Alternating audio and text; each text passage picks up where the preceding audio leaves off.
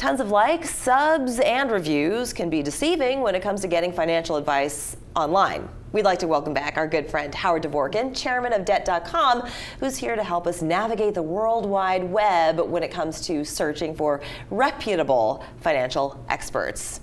And I've got one sitting right across from me. Thank you for that. So grateful to have you come back to the studio. I love coming here. So, yeah, I mean, they're a dime a dozen, right? Well, everybody is an expert now. Yes, they are. You go on there and you find opinions about virtually everything in life. And unfortunately, when you're dealing with your finances, you really have to have, if you're going to take advice, take it from somebody that knows what they're talking about. Also, take it from somebody that doesn't want to sell you something.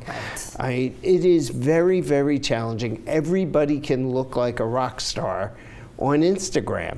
Absolutely. And it's kind of like Yelp, where you can certainly feed one place with excellent reviews or terrible reviews. How do you really know that you can believe one or the other? You kind of have to try it out for yourself. But then when you're dealing with your money, you want to get it right the first time. Yeah, absolutely, because you don't get a second time a lot of the times. Exactly. So what would be some of the red flags for people if they are searching online and they come across financial experts? What's a red flag that they should look out for? That you have to be careful about paid sponsorships. Yeah. If the people are getting paid to promote a certain business or service, kind of stay away. Always get a second opinion.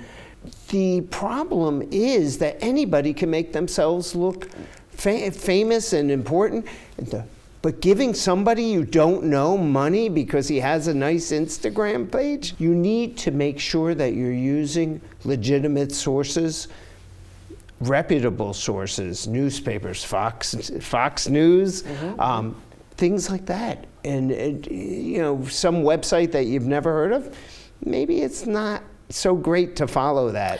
And this is what I was going to bring up. So you say to get a second opinion, and just in journalism in general, you always cross-reference information. So you don't just read one article or two articles, you read 4 or 6.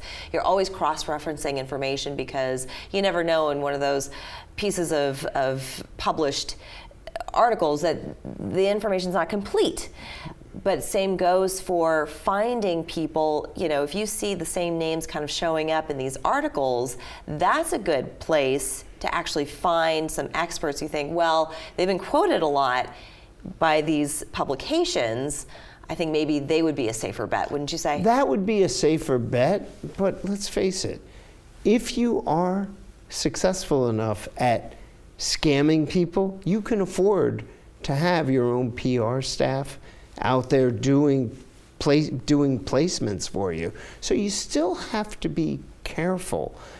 Go with reputable people, go with reputable sources, do your research, make sure that the advice you're given makes sense. A lot of it doesn't. Right. Well, let's talk about Debt.com then, because Debt.com has been around for how long now? Well, I've been in this space forever. For 30 years, I've been helping people get out of debt.